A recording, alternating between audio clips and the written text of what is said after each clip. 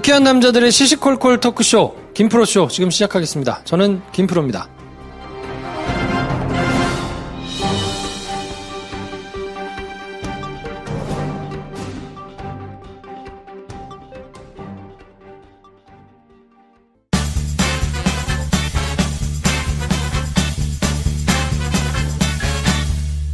어서오세요. 안녕하세요. 안녕하세요. 네, 이제는 장편 영화 좀 만들자 생각으로 하루하루 글을 쓰고 계신 우리 네. 배준현 감독님 나오셨습니다. 네, 복대 차고 글 쓰고 있는 배준현입니다. 네.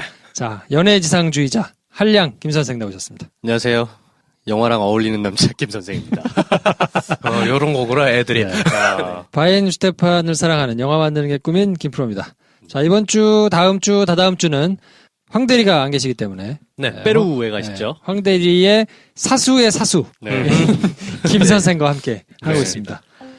자, 그러면 이번 시간에도 시시콜콜 시네톡 네. 소개를 한번 해드릴까요? 저희 플로라 모아님 개봉 예정작 덩케르크 계획 있으신가요? 기대되는 영화라서요. 네. 네. 다음 주에 저희 공개 방송하는데 공개 방송 때 녹음합니다. 네.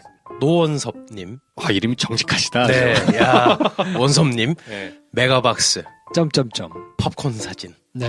선물 드립니다. 네. 네. 스파이더맨 머리 열면 팝콘 있는 그 사진 올려주셨는데요. 네, 저희 이렇게 멀티미디어에 약합니다. 네. 네. 마른 오징어님께서도 뭐 길게 이렇게 쭉 적어주셨는데 배 감독님이 타란티노를 좋아하신다고 그러셨는데 그렇다면 아시아의 타란티노 기타노 다케시 영화들을 한번 다뤄주시는 건 어떨까요? 소나티네와 키즈 리턴을 특히 강추합니다. 아, 네네. 저도 기타노 다케시 감독 참 좋아하는데 키즈 리턴은 심지어 제가 얼마 전에 한 달 정도 된 것 같아요. 그냥 한번 보고 싶어서 찾아봤었어요. 네, 좋은 영화입니다. 네. 그래서 다룰 건가요? 그것도 한번 우리 또 그러면 특집 한번 가야 되나? 아니 배우 특집을 해달라고 하시는 분들이 너무 많아가지고 맞죠. 배우나 감독 특집. 근데 이걸 도대체 누구부터 해야 되나? 가나다 순으로 해야 되나? 알파벳 순으로 해야 되나? 일단은 저희가 주성치 특집 2탄을 하고 생각하겠습니다. 그래요. 너무 약간 싸게 돌려막기의 희생자가 되고 있는 것 같아, 내가. 실리적인 판단. 네. BUGWIYH님. 네. 시네마스타 때부터 잘 듣고 있는 애청자입니다. 요즘 신작 소식들만 코엔 형제 감독을 좀 소개시켜 주시면 어떨까요? 코엔. 네, 배 감독님께서 추천해 주고픈 코엔 형제 영화도 있으신지 듣고 싶고요. 네. 하실 건가요? 이것도 그러니까 너무 많아. 너무 많아요. 세상에 좋은 감독이 너무 많아. 하고 싶은 게 너무 많습니다. 저희 죽을 네. 때까지 해도 못해요, 이거 진짜. 따라잡을 수가 없죠. 근데 코엔 형제의 영화들은 뭘 봐도 다 재밌죠. 자, 거기에 이어서 이번 생폭망님 시네마스타 추천 영화로 전도연 특집은 어떨까요? 하실 건가요? 자, 이 가나다 순으로 하면 좀 밀려요. 전태현 배우님은. 네. 대단한 우리나라 거의 간판 배우였죠. 해피엔드를 처음 봤을 때 충격을 잊을 수가 없어. 야, 정말. 네. 진짜 내가 이거 아무 생각 없이 친한 여자 후배를 데려가서 봤거든요. 정말 그 어린 마음에 그렇구나. 그때 받은 충격은 대학교 때 아니에요? 대학교 때죠. 그죠? 제 기억이 나. 우리 같이 룸메이트였잖아. 그 시기군요. 네. 방에 들어와가지고 해피엔드를 보고 왔는데 정말 너무 민망했다면서 그래. 계속 얘기를 했어. 난 잊어버렸는데. 그러면서 주진모랑 그 장면. 그치. 그 얘기를 막 저한테 그 2층 침대 난간에서 얘기를 했던 장면이 갑자기 20년 만에 떠오르네요. 그래요? 그때. 정말 충격이었어. 왜냐면 걔가 굳이 안 본다 그러는 걸. 굳이 그걸 데려갔어. 굳이 봐야 된다고. 몰랐어요, 전혀. 찾아보지도 않고 전혀 몰랐는데. 제목도 해피엔드니까. 그렇죠. 그리고 저는 최민식하고 전도연을 좋아했기 때문에 연기 잘하는 배우들이라. 네네. 그때 최민식이 이제 막 쉬리 막 이런 걸로 한참 막 뜨고 이럴 때거든요. 그러니까 꼭 봐야 된다. 오빠 난 싫다. 야, 오빠 미크 가서 봐. 정말 제가 어른이 돼가지고 그때 힘들었어요. 접속 뭐 이런 거 생각하고 갔겠지. 그렇지. 정말 딱 그랬어요. 와, 진짜 죽을 뻔했어. 정말. 그래, 기숙사에서 와가지고 네. 연락 얘기했어 나한테. 저는 장면의 구체적인 디테일을 얘기해달라고 막 하고 어디까지 나오냐 뭐 이러면서. 그랬구만. 자, 리드 마이 립스 님께서 저는 이동진 빨아서 이동진 평론가님이 진행한 라이브 톡을 빠짐없이 다니신대요. 지난달에 종로 낙원상가에서 진행된 서칭 포 슈가맨 GV를 오셨었나 봐요. 네네. 김프로님을 처음 뵀는데 이동진님 진행하는 행사에서 김프로쇼에 나와달라는 공개 프로포즈 하시는 패기에 반해서 찾아보니 역시 유명 인사하셨네요. 예, 더욱 번창하셔서 이동진님 게스트로 모실 날 또한 기대하겠습니다. 네. 네. 감사합니다. 지금도 게스트입니다. 사실. 다만 게스트가 이름값이 너무 위대해서 그렇지. 예, 네. 누가 초대했나가 안 보인다는 게 문제지. 그래, 그렇죠. 그렇죠. 네. 아무튼 감사합니다. 네, 그러면 선물 폭탄 코너 들어가 보겠습니다. 네. 술친구 한 박스 드실 분 받으시면 드시겠습니까? 별말 없이 메가박스 팝콘 사진 올려주신 노원섭님 축하드립니다. 자, 5월인의 선크림, 애터미 선크림 받으실 분 방금 말씀드린 이동진바 리드 마이 립스님, 네. 유니코프 깔창 받으실 분 기타노 다케시를 추천해주신 마른 오징어님 축하드립니다. 축하드립니다. 그 우리의 첫사랑 대구 수성교 카페철스 터치커피 받으실 분은 역시 코엔 형제 추천해주신 BUGWIYH님 네. 축하드립니다. 자, 김포쇼 도와주시는 분들입니다. 치이로님의 하얀 언덕 펜션, 제주 동남쪽 최고의 펜션. 많이들 가보시고 후기 올려주고 계시니까요. 네. 뭐 안심하고 가셔도 될 것 같습니다. 제가 이걸 후기를 한번 올려봐야 되는데 제가 어김없이 요즘 맨발로 다니고 있기 때문에 이걸 쓸 일이 없네요. 유니코프 깔짱, 네, 1년간 걱정 없는 근본적인 처방으로 추천을 드립니다. 30% 재구매율 자랑하는 깔짱 그 이상의 깔짱. 근데 후기가 안 올라와. 여러분 후기 사용하고 한번 후기 올려주시기 그렇죠. 바랍니다. 이제 슬슬 물건을 받아보실 때가 됐어요. 그러니까. 예, 후기 한번 올려주시죠. 자, 가계부담 1위 통신요금 줄여주는 알뜰폰 위너스텔 알뜰폰입니다. KT통신망 그대로 사용하고 품질은 똑같지만 가격이 반값. The Real Mexican 멕시칸 레스토랑. 네. 네. 싱코 데 마요. 홍대 산울림 극장 맞은편에 있으니까요. 네. 많이들 가시고 뭐 인증도 올려주시고 네. 맛있어요 진짜로. 네. 네. 많이들 가셨으면 좋겠습니다. 그리고 간간히 김 선생님이 출몰하시기도 하신다는 그렇죠. 네. 네. 후기가 쏙쏙 올라오고 그리고 있네요. 팁을 하나 드리자면 네. 주말 저녁에는 사람이 굉장히 많다. 네. 그러니까 뭐 낮 시간대를 활용하시면 네. 굉장히 한적하게 드실 수 있다. 네. 자, 그러면 저희는 광고 듣고 와서요. 박열 자세한 내용 꾸며드리겠습니다.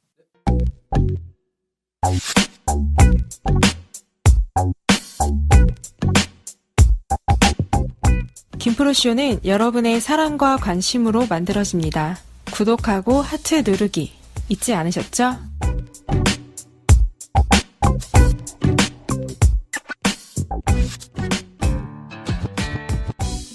네, 2부는 영화 박열 자세한 내용에 대해서 정리를 해드리는데요. 일단 김프로의 줄거리 요약으로 시작을 하겠습니다. 몇 구달이 나옵니까?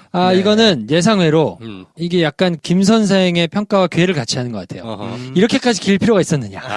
제가 정리를 하다 보니까 5구달로 정리가 되더라고. 그렇죠. 네. 사실 2시간 넘으면 6구달이 나와야 그치. 정상이잖아. 6개가 나오거나 네, 6개도 많이 생략하고 걷어내고 6개가 나오거나. 그렇죠. 뭐 이렇게 돼야 정상인데 네. 이게 아무리 봐도 5개면 정리가 돼. 네. 이러면 굳이 2시간까지 늘릴 필요가 없을 수도 있겠다.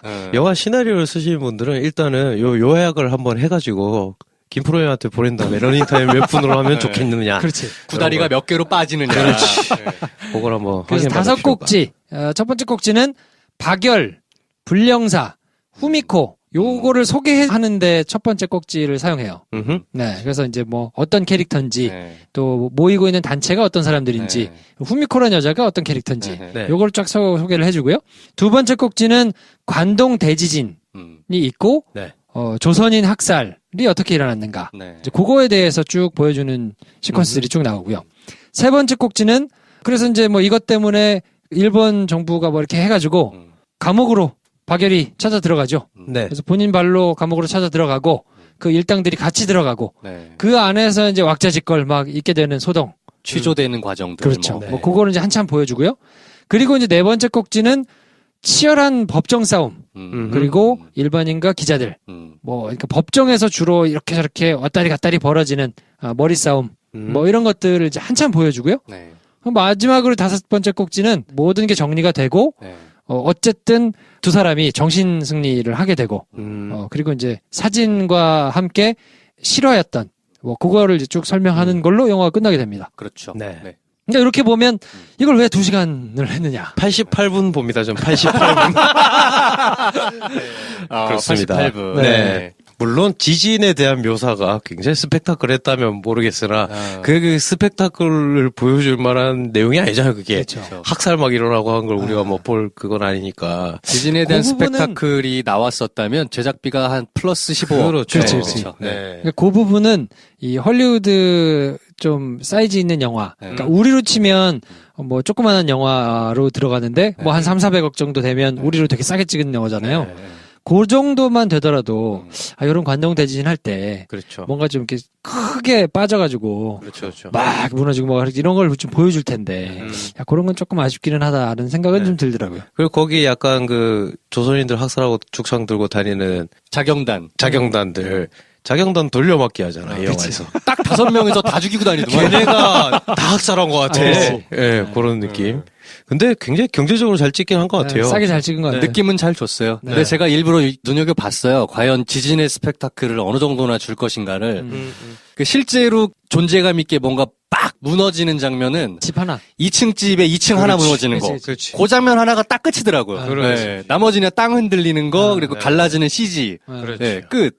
네. 근데 그 기아 쫙 무너지고 뭐 하면서 그러니까 리듬감이 되게 좋았어요. 네. 와장창 쿵창 느낌은 하는 좋았어요. 게. 근데 네. 이제 돈은 안 썼구나라는 네. 느낌을 딱 받았습니다. 네. 그리고 저는 몰랐는데 바깥이 왜 이렇게 더워? 그러면서 이제 내각들이 네. 모여가지고 할 때 바깥이 온 곳이 다 화재가 나서 지금 섭씨 46도다 네. 라고 얘기할 때 굉장히 놀랐거든요. 아 진짜 저랬나 보다. 네. 근데 그러기에는 밖이 너무 그렇지, 그렇지. 뭔가 그 얘기 할 때는 평온해. 그냥 그러니까요. 잘 네. 모르겠더라고요. 네. 그래서 그걸 표현하려고 이제 내각들이 긴급 소집됐을 때 네. 다 뭘 묻히고 나타나는 그렇죠. 정도. 얼굴 까맣게 나타나고 네. 막. 네. 그렇죠. 근데 실제로 한번 상상해 보니 정말 아수라장이었겠다 싶더라고요. 네. 반면에 얼굴은 그 막 검댕이 묻어있고 이랬잖아요. 음. 옷은 깔끔해. 그리고 내가 치아가 봤어. 치아. 이빨도 하얘. 아유 아주 하얗잖아요. 네. 이 디테일이 좀 아쉬웠다. 그렇죠. 네. 자, 어떻게들 보셨어요? 이제 뭐 내용 포함해서 말씀하실 수 있으니까. 네. 두 분은 전반적으로 뭔가 다이제스트 식의 전기 같았다라는 이제 평을 해주셨는데. 네네. 일단 좋았던 점을 먼저 얘기를 할게요. 네. 이게 이제 너무 처음부터 별로였던 얘기를 하면은 영화가 별로라고 들으실까봐 분명히 미덕이 있습니다. 우리가 잘 몰랐던 박열이란 인물에 대한 어떤 신선한 소개, 이거는 좀 가치가 있다고 생각해요. 박열이라는 캐릭터가 역사 내용만 놓고 보면 전달하기 어려운 존재이기도 해요. 왜냐면 아나키스트이기도 하고 그 사람이 지향했던 삶이라는 게 한참 동떨어진 우리 입장에서 볼 때는 공감되기가 그렇게 쉬운 건 아닌 거라고 생각했는데 네. 비교적 평이하게 처음 보고 듣는 사람에게도 잘 전달됐다. 그래서 전 영화를 보고 나서도 박열이라는 사람이 그 전엔 몰랐어요, 있는지. 네, 부끄럽지만 그 사람의 일대기를 실제로 어떤 분이었는지를 찾아보게 되는 이런 순기능이 있었고, 아울러서 비교적 저예산으로 상당히 볼만한 오락 영화를 잘 만들어주셨다는 부분은 굉장히 칭찬받아 마땅하지 않나 생각합니다. 네. 네.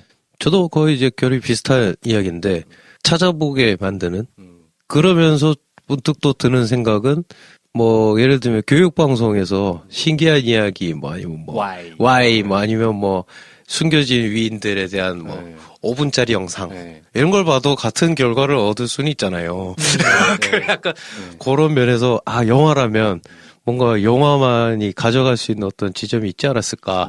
근데 어쩔 수 없이 인정할 수밖에 없는 것은 저는 그냥 이게 전문 용어는 아니지만 강제 울컥 장면이 있다. 이중익 감독의 영화를 보면 강제적으로 울컥한다. 근데 그걸 못할 때 나는 굉장히 마음을 불편함을 느끼는 편인데. 멱살 잡혀 울컥. 네. 여기에 대해서는 내가 이견을 따로 달 수 없을 만큼 거기에 대한 연출력은 정말 인정받은 감독이 작정하고 울컥시키니까 울컥하게 되더라. 또 하나는 있어요. 이게 제작 예산의 문제이기도 하지만 그게 나은 순기능인 것 같은데 좋은 새로운 얼굴들을 배우로 만나게 됐다는 거. 전 그건 참 좋았습니다. 네. 취조를 하는 그 일본인 재판 판사로 나오는 젊은 배우. 김중한 배우였던 것 같은데.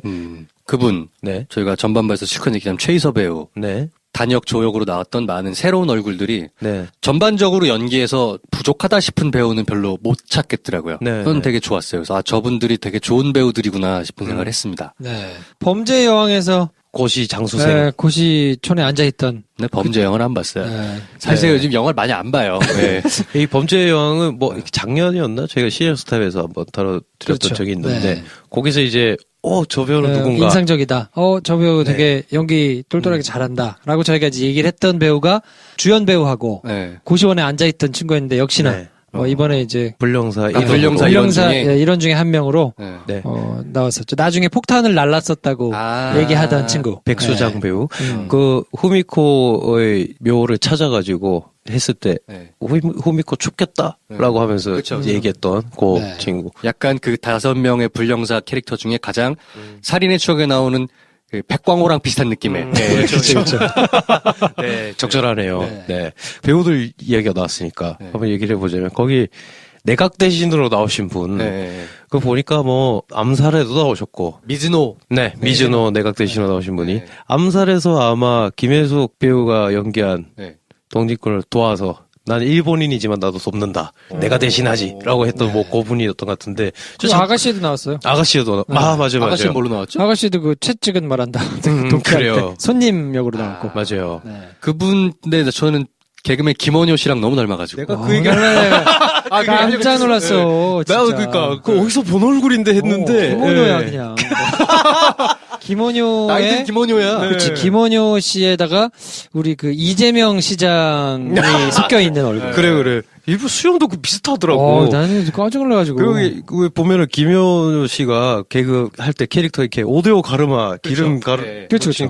포마드 머리를 하잖아요. 네. 그 머리로 나오니까 아. 안 돼! 했던 그 장면 있잖아. 그때의 어떤 그 책임 회피하고 싶어 하는 그런, 사실 그 개콘에서도 캐릭터가 그거였잖아. 그렇죠. 되게 흡사한 거예요. 그러니까. 눈빛과 코 벌름벌름 하는 거랑 맞아, 말투 맞아. 이런 게 너무 비슷해. 네. 네. 이죽거리는 표정하며 그치. 네. 똑같더라고. 예, 정말 이런 거밖에 할 리가 없네요. 아니, 그거 되게 기억에 남게 좋은 캐릭터를 구축한 좋은 배우들이었잖아요. 대법관 아저씨도 웃기잖아. 그 합쳐가지고 코스형 엄청질하는 게 맞아요. 너무 웃긴 거야. 연기들이 다들 그러니까 뭐 그런 연출력은 공인된 감독이 이제 그렇죠. 만든 영화니까 아쉬운 점을 좀 얘기해 보자면 그래서 너무 교훈급 같다는 느낌을 감출 수가 없었던 게 그 마지막 사진 실제 사진이 나오잖아요. 네. 그리고 그걸 잘 재현한 포스터 이미지로도 쓰이게 됐던 아마 이 사진 한 장이 이 영화의 첫 시작이었을 것 같은데. 그렇죠. 근데 저 그 사진을 제가 우연히 처음 접했을 때 느꼈던 온갖 상상과 기분이 있었거든요. 네. 저 22살짜리 아나키스트가 법정에서 저러고 사진을 찍혔단 말이야? 라고 했을 때 내가 느꼈던 어떤 그 상상하고 싶었던 장면들이 네. 과연 영화에서 이제 구현이 됐나 하면 좀 너무 보기 편하게 만들어진 거 아닌가. 훨씬 더 발칙하고 위험하고 아나무인일 수도 있고 어쩌면 내면에 굉장히 독단적이거나 독선적이거나 미성숙한 부분까지도 어떤 방식으로 승화시켜서 우리 일반인이 하지 못하는 뭔가를 해버린 사람 면모를 보여주는 영화였으면 했는데 폄하하는 의미가 아니라 우리가 익히 아는 독립투쟁을 했던 위인들의 이야기, 익히 아는 이야기와 뭐가 다른가 하는 생각이 좀 들긴 하더라고요. 김프로는 어떻게 보셨습니까? 우리만 얘기했네? 저는 뭐 개인적으로 그 이준익 감독의 최근의 향배, 그 최근 보이고 있는 네. 여러 가지 그 기획에 대해서 굉장히 높이 사는 편이에요. 네. 이런 정도의 감독님들이 이런 일들을 해줘야 여러 사람들이 의미가 있지 않나. 물론 이제 대작, 굉장히 돈을 많이 부어서 심혈을 기울여서 한 작품을 멋있게 끌어내는 것도 중요한데 근데 그러려다 보면 아무래도 많은 사람들이 아는 사람, 검증된 이야기 뭐 이런 거를 하려면 좀 광해 뭐 이렇게 뽑아야 되잖아요. 뭐 100억 이상 들여가지고 뭔가를 하려다 보면 배우도 큰 배우 쓰고 그러면 그만큼 뭔가 스펙타클이 있는 이야기도 골라야 되고 많은 사람들이 또 관심을 가질 만한 사람 해야 되니까 뭐 이순신 뭐 이런 거잖아요. 근데 박열이라는 사람을 100억 들여가지고 하면 사람들이 많이 보겠는가? 잘 되면 좋지만 안 되면 그러니까요. 쪽박이잖아. 네, 그러면 이런 거에 대한 그 시도 자체가 못할 수 있는데 뭔가 아예 사이즈를 망하지 않겠다라는 목표를 정해놓고 그거에 따라서 내가 10명 한번 파헤쳐가지고 소개를 해보겠다. 네. 라고 패기 있게 이렇게 딱 하는 곡에, 야, 굉장히 똘똘하다. 제가 똘똘하다는 표현을 하는 게 좀 이상하지만, 네. 굉장히 기획이 반짝거린다. 라는 생각을 해서, 네. 일단 저도 뭐 박열이라는 사람을 뭐 알지는 못했기 때문에, 네. 뭐 영화를 통해서 알게 되고, 뭐 이렇게 한 번씩 그 관심을 가지고 찾아보게 되고, 이런 것 자체가 굉장히 좀 의미가 있는 거 아닌가. 저는 시도 자체가 좋았기 때문에 오히려 그냥 나머지 아쉬운 거는 뭐 다다음번 기획에 좀 녹일 수 있지 않겠나. 뭐 이렇게 생각을 하면서 좀 후한 점수를 좀 네. 주고 싶다라는 생각이 좀 들더라고요. 네, 네. 저도 뭐 별점으로 한다면은 막 2개 이렇게 나올 건 아니에요. 네. 네. 전반적으로 이게 항상 그 작품을 평가를 할 때 저는 인풋 대비 아웃풋이 어떠냐를 보는 편이거든요. 네. 그러니까 돈 얼마 들여서 이만큼 만들어냈느냐를 보는데 이 정도 돈 들여서 하면 저 정도면은 성공한 거야. 네, 저는 그렇게 그럼요. 생각해요. 네. 그렇죠. 다만 이제 그런 거를 차치하고 아쉬움이 없다고 하면은 좀 거짓말인 것 같아요. 그렇죠. 네. 네. 배 감독이 했던 얘기랑 일맥 맞는데 박열이라는 인물을 제가 찾아보게 된 계기가 이 영화만으로는 설명이 안 되는 부분들이 좀 많아 보이는 거예요. 초등생용 위인전기라고 했던 게 그런 표현인데 초등학생들이 이순신 장군 위인전기를 보면 명량에서 다뤘을 법한 그 사람의 인간적인 깊은 매 내면까지 나오진 않잖아요. 네. 그걸 얘기해봤자 못 알아들으니까 애들한테 너무 센 거죠. 이제 박열을 약간 그렇게 의도된 건지 의도되지 않은 건지 모르겠지만 표면적으로만 다루고 넘어가지 않았나라는 아쉬움이 있어요. 그렇기는 하네요. 네. 네. 뭐 입체적으로 그 사람의 네. 내면적인 고민이나 이런 게 막 충분히 다뤄졌다고 보기는 그렇죠. 조금. 이런 징후를 왜 발견하게 됐냐면 그 사람이 아나키스트로서 그런 정도의 어떤 역사적인 일들을 해내려면 저렇게 표면적인 입체적이지 않은 캐릭터였을까? 라는 궁금증이 남아요. 네. 좀 팔랑팔랑한 캐릭터였을까? 그래서 오히려 박열의 실제 사진을 보게 되면 이재훈 배우가 연기한 거랑 뭐 헤어스타일이나 뭐 이런 지저분한 건 비슷하죠. 근데 제가 느끼는 결은 완전히 달랐어요. 네. 이건 저만의 상상입니다만 박열이라는 분의 실제 얼굴을 봤을 때는 굉장히 드라이하고 그런 캐릭터로 읽히더라고요. 네. 네. 그리고 심지어 저 어떤 생각까지 했냐면 그 뭐 불령사 멤버들이 실제 어땠을지는 모르겠으나 뭐 영화적 상상력 뭐 둘 중에 하나인 것 같아요. 사진 한 장으로 시작된 이야기라면 여기 영화적 상상력이 덧붙여져서 그 상상력이 허튼 상상이 아니었구나를 찾아가는 작업이 있을 수 있고 어떤 실제 인물에 대해서 이야기를 할 때 혹은 그게 아니라 내가 이런 걸 모르고 있었어? 라고 해서 이미 우리가 익숙히 아는 어떤 플롯이나 주제 안에 그 사람을 박제하는 방법이 있는 것 같은데 네. 후자를 취했다는 게 좀 아쉽다. 인물에 대한 상상이 일단 기본적인 고증에 충실한 영화란 건 알 것 같아요. 네. 박열 본인이 법정에서 했던 얘기들이나 또는 실제로 재판을 거부하거나 단식을 했거나 아니면 그런 여러 가지 역사적인 맥락 자체는 분명히 고증에 아주 충실하게 하신 것 같아요. 네. 다만 그 사람이 역사서에 기술되지 않은 그 사람의 실제 캐릭터에 대한 상상이 좀 너무 빈약했다. 그런 생각이 좀 들어요. 사실 뭐 그쵸 같은 얘기죠. 네. 그러니까 저는 이렇게 상상해 볼 수도 있지 않을까. 좀 오버하긴 하지만 예수가 이스라엘에 나타났을 때 12명의 사도들은 우리 민족을 로마에서 독립시켜줄 투사라고 생각했는데 허튼 소리를 했잖아요. 예수가. 네 원수를 사랑하라 뭐 가이샤의 것은 가이샤에게 뭐 이러면서 막 천국 얘기하고 막 이때 12사제들이 멘붕에 빠졌잖아요.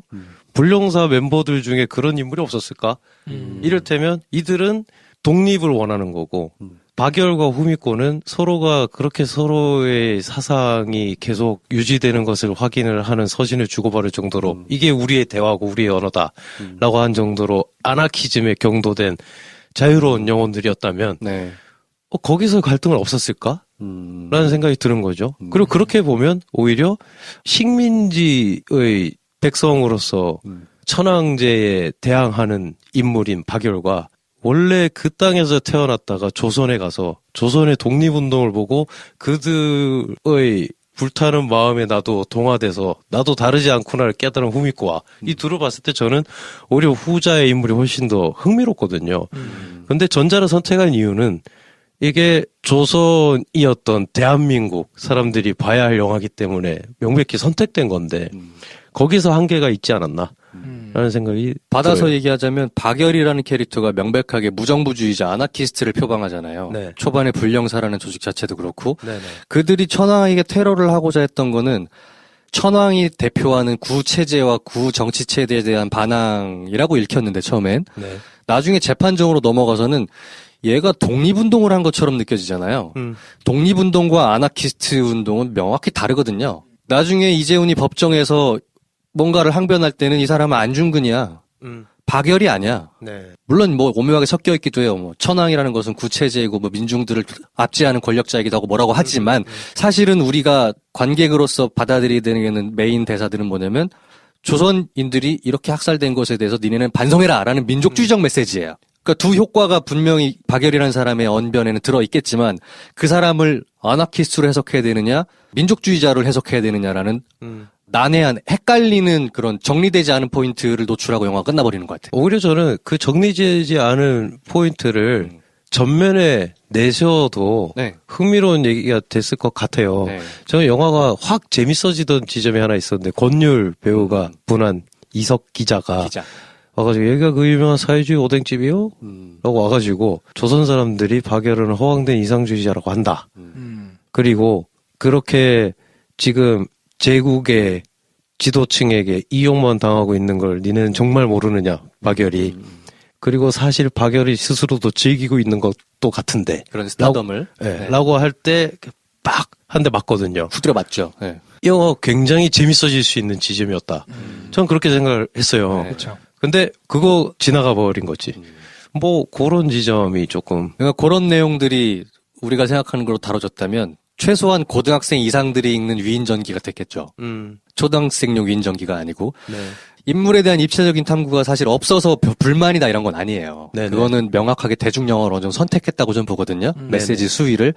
그러나 아쉬운 점은 여전히 남는 건 차라리 박열이 그때 22살, 23살 있잖아요. 어렸단 말이에요. 제 아무리 명민한 청년이라 해도 본인의 아나키스트적인 성숙함이 또 민족주의자로서 성숙함이 다 완성되지 않았던 캐릭터였다는 걸 어느 정도 염두에 두면서 그 갈등 그리고 그 내면의 갈등들이 표출되는 과정 자체를 박열이라는 인물을 다뤘다면 더 입체적이지 않았을까. 네. 이런 아쉬움이 남는 거지. 네. 만약에 그렇게 다뤘다면 2시간 넘어도 전 받아들일 수 있을 것 같아. 그럼 29만 명 정도 받지 않았을까? 요게 그렇지. 네, 그렇죠. 그래서 저는 항상 이게 이제 고민거리인 것 동시에 네. 흥미로운 지점인데 이걸 그대로 꺾어서 반대로 얘기하자면 정말 저한테 없는 부러운 재능인 것 같아요. 이준익 감독님이 만든 이 영화의 만듦새와 이 결과물은 우리가 아쉬웠다고 하지만 사실은 그걸 반대로 얘기하자면 그 반대의 지점을 딱 명확하게 정 찍어놓고 박열을 가지고도 그런 얘기를 할 수 있다는 거지. 그런 면에서는 정말 경이로운 영화라고 할 수 있죠. 그렇죠. 네, 어떻게 보면 커트 코베인의 전기 영화를 보고 예수님을 본 것 같은 느낌을 들게 만든다. 이거 천재적인 거 아닌가? 그러니까 장르 영화를 보고 좋아하는 분들은 네. 아까 배 감독님이 말씀하신 그 부분 이후부터는 뭔가 머리 싸움으로 기대하면서 계속 보게 되거든요. 그럴 수 있죠. 아, 얘가 다 알고 있어. 뭐 그렇게 읽히는 것도 다 알고 있는데 빅엿을 먹이기 위해서 차근차근 준비하고 있다가 네. 결국에는 뭔가 다 안에서 손바닥 위에다 올려놓고 놀아나게 만드는 네. 뭐 이런 거를 기대하면서 보게 되는데 근데 그런 거를 기대하면서 보면 또 모자라거든요, 조금. 네. 그렇죠. 이게 그렇단 얘기인 건가? 네. 그렇게 정말 통쾌한 머리싸움 극인가? 근데 또 보면 또 그거는 또 아닌 그렇진 않아요. 것 같기도 네. 하고 약간 그렇죠. 이제 그런 부분에서 사실 그게 이제 그러려면 처음에 나는 잡혀 들어간다. 라고 했을 때부터 그게 느껴져야 되는데 네. 야 사람들 다 학살하고 있대 어쩌저쩌 했더니 애들이 도망치자 했는데 그리고 그 둘이 절대 헤어질 수 없는 두 명의 연인이 네. 처음에 난 안 간다 난 잡힐 거야 이러고 넌 가 이러잖아요 오미코한테 네. 그런 세팅일 수가 없는 거지 이거 너무 잘못 보면 너무 사람이 즉흥적이고 그쵸. 생각 없고 네. 근데 그거 왜 그렇게 했는지도 또 한번 가늠해 보자면 허황된 이상주의자처럼 보이려고 그렇게 만든 걸 수도 있겠다. 고증이 90% 정도 됐다는데 정확하게 그 지점만 고증이 안 된 거예요. 그러니까 그 부분은 원래 다른 사람이 이렇게 보호해주고 있다가 잡혀간 건데 네. 여기서는 본인이 스스로 들어간 거로 나오잖아요. 네, 네. 그 부분은 픽션. 아 그러면 인 명백히 이제 한쪽으로 이제 선택을 하신 거네. 선택을 해서 포커스를 맞춘 건데. 그렇죠.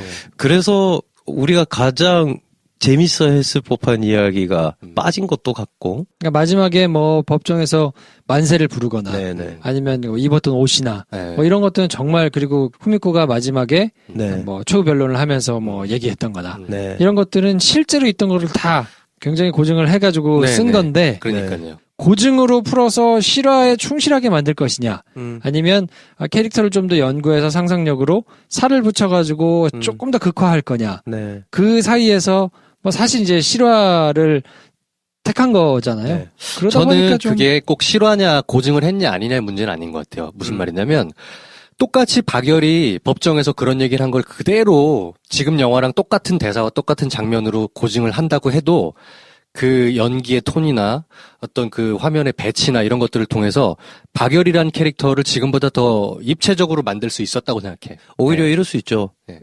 열의 9이 그대로인데 네. 없어진 하나가 나머지 9을 흐릿하게 만들어 버릴 것 같으니 하나를 뺐다 하면 사실 나머지 9은 고증이 아니라 연출이라고 볼 수도 있을 것 같아요. 9개를 선택한 것 자체가 9개가 그대로야 네. 라고 함으로 인해서 자기가 말하고자 하는 메시지가 틀어지니까 왜냐하면 그냥 잘 보호받고 있다가 네. 잡혔대 라고 하면 이제 보는 사람이 생각이 복잡해지거든요. 언제부터 얘가 연극을 한 걸까? 언제부터 자기가 자기 말에 도취돼야 한다고 생각했을까?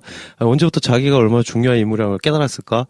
뭐 이런 걸 생각할 수 있게 되는 영화가 되는데 근데 그러면 달리 말하면 영화가 흐리멍텅해진다 라고 느낄 수 있으니 그럴 수 있죠. 그래서 사실은 하나를 바꾼 것 뿐인데 나머지 9이 그대로인데 저한테는 그게 거의 다 픽션으로 느껴지는 이유가 그건 것 같아요. 그래서 예전에 오승욱 감독이 뭐 수업을 종종 했을 때 하던 얘기인데 미시마 유키오라는 극우 작가가 있었거든요. 네. 일본에.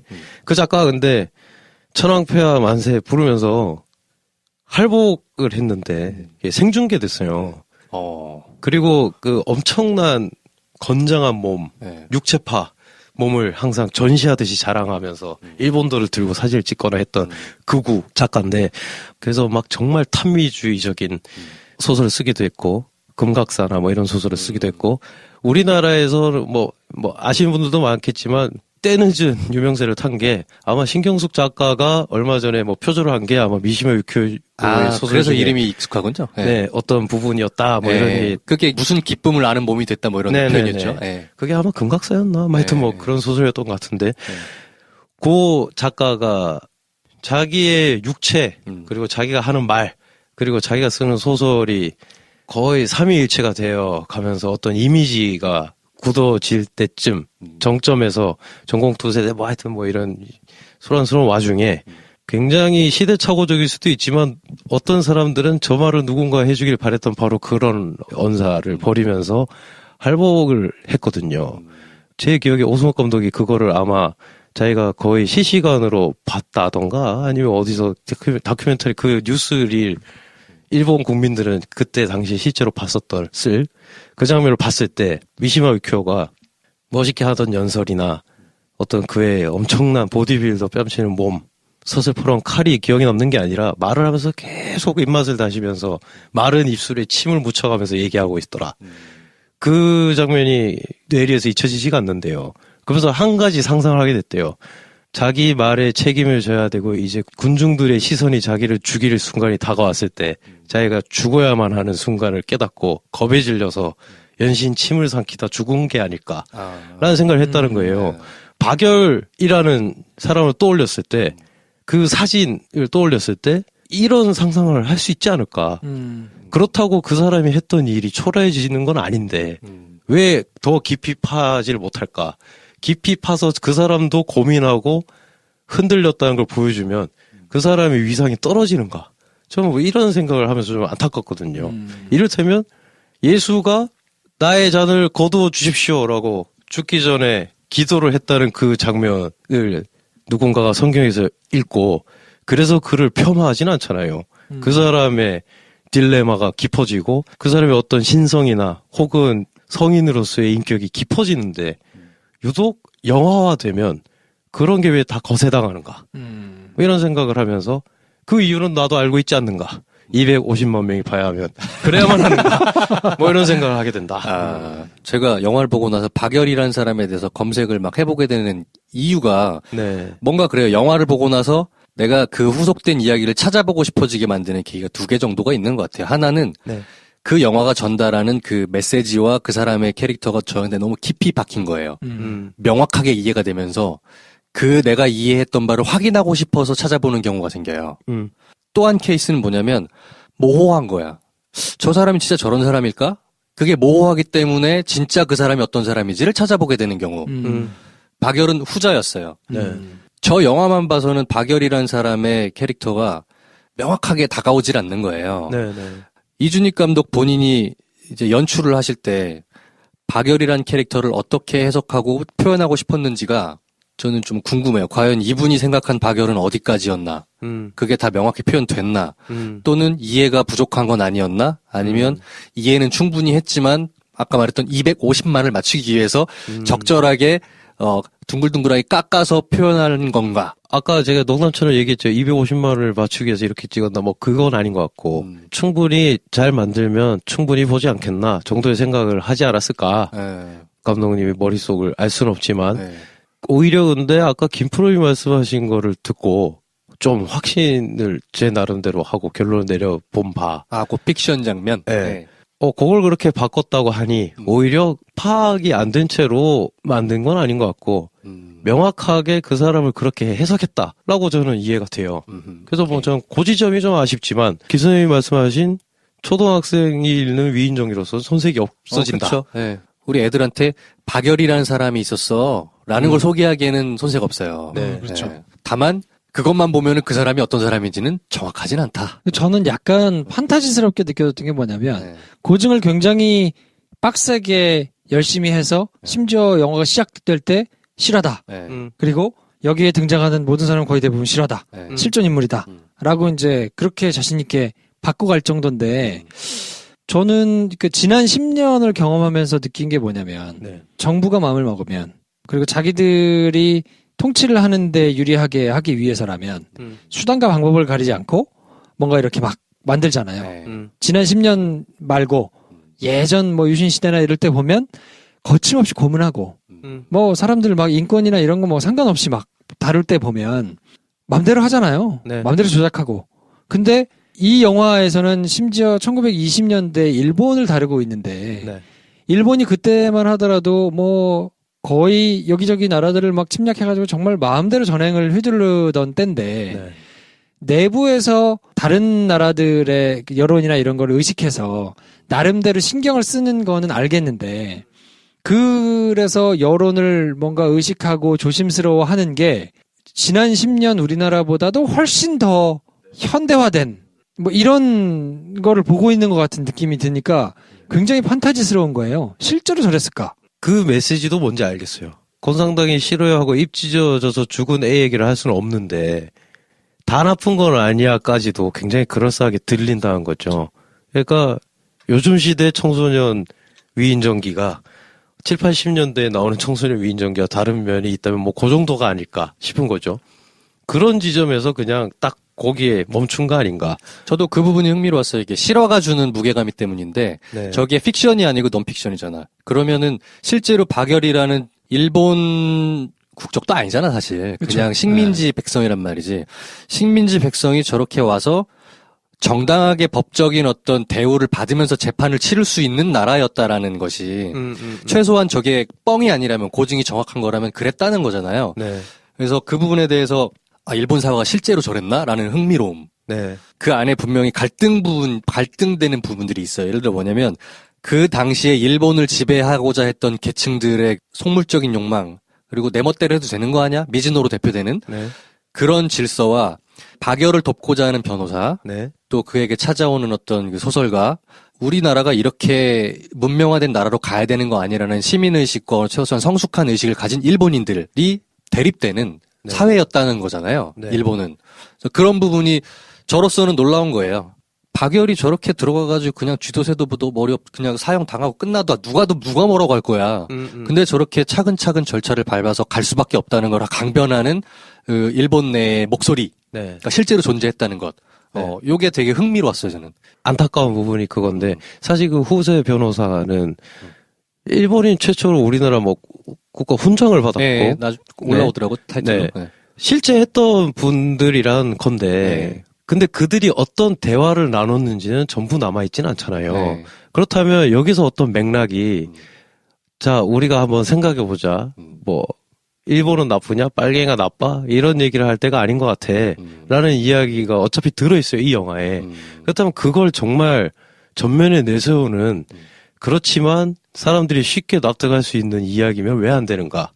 물론 뭐, 그러니까 도스토옙스키의 뭐, 까라마조프의 형제들에 나오는 되신문관 장면 같은 막 온갖 통찰과 막 온갖 그런 이야기가 아니더라도 대사 몇 줄, 그리고 장면 몇 개로 굉장히 사람들이 생각할 거리가 많게 해줄 수 있는 소스가 이 영화에서 빠진 것도 아니에요. 다 있는데. 그러니까 90%의 팩트라고 알려져 있는 분량이 있는데. 네. 근데 왜 그게 도달하지 못된 채 좌절됐는가? 이게 오히려 너무 흥미로운 것 같아요. 상상인데, 이 영화가 2017년 지금 시점에 개봉을 했잖아요. 네. 그러면 사실은 기획부터 제작까지 적어도 2년은 걸렸다는 뜻이거든. 그러면 이준익 감독이 말하고자 했던 내용은 네. 어쩌면 지난 겨울 무너진 503호 치하의 세대에서 던지고 싶은 말을 그 박열을 통해서 그 시대에서 얘기하고 있는 건 아니었을까 생각도 들어요. 그럴 수도 네, 있죠. 그렇죠. 네, 그럴 왜냐면 수도 있죠. 전 미진호를 보는 내내 김기춘이 떠올랐거든요. 네. 그 시대에 있었던 일을 박열이라는 이름, 이게 뭐냐면 독립운동 영화야? 아니야. 따지고 보면 아니에요. 아니죠. 네. 그렇다고 해서 뭐 반일 그런 영화야? 아니야. 기존의 체제와 어떤 그 기층 민중들의 삶을 권력자가 왜곡하는 구조 속에서 자기 목소리로 용기 있게 항변하는 자의 어떤 이상주의자와 아나키스트의 목소리를 드러낸 거잖아요. 네. 그러면 알고 보면 이건 이 정권에서 던지고 싶었던 예술가의 메시지였을지도 모르겠다. 네. 그런 생각은 충분히 그럴 수도 드네요. 있죠. 그렇죠. 네, 충분히 그럴 수도 있죠. 근데 무너져 버렸네?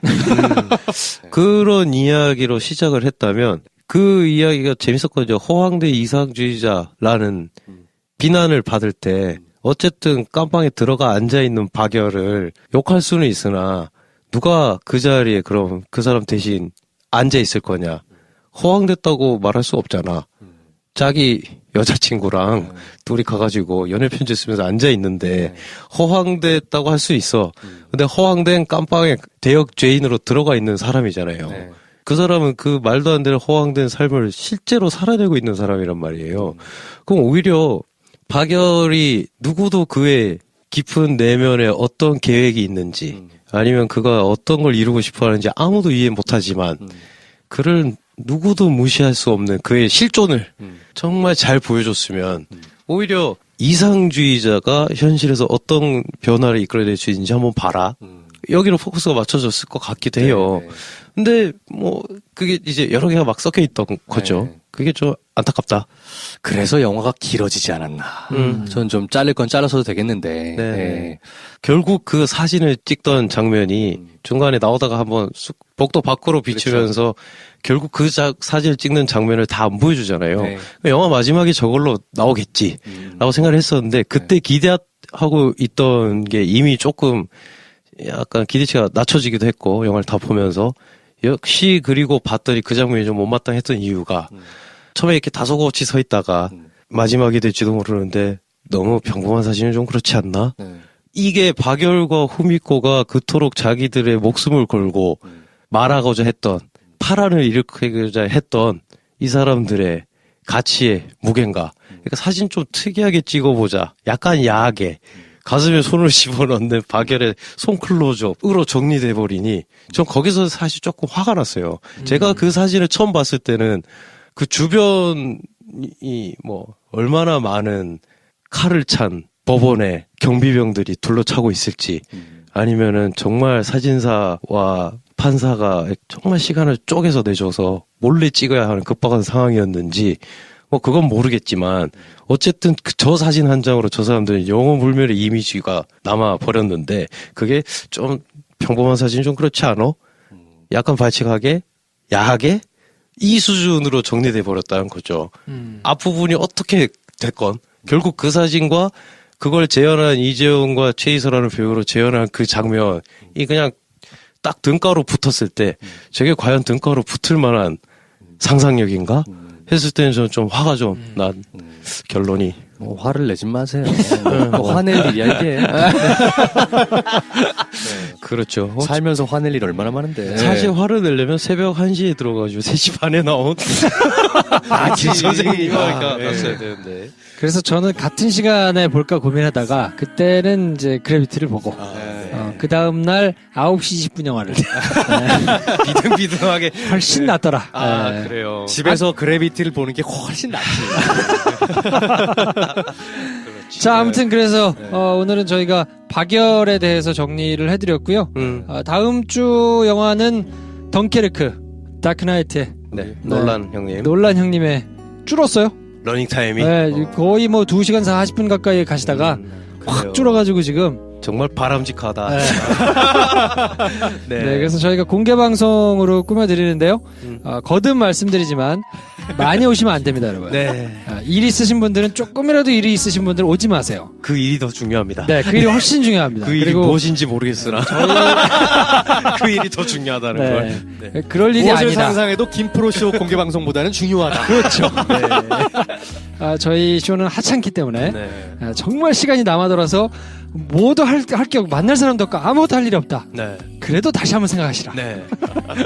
그래서 아무튼 저희가 덩케르크로 다음 주에는 꾸며드리고요. 네. 그리고 놀란 형님이니까 다크나이트도 저희가 추천 영화로 네. 정리해드리겠습니다. 자, 오늘은 여기까지 하고요. 저는 다음 시간에 뵙겠습니다. 다음 시간에 뵙겠습니다. 감사합니다. 안녕히 계십시오. 좋아요, 구독, 공유, 알림 설정 필요합니다. 필요합니다. 안녕. 안녕.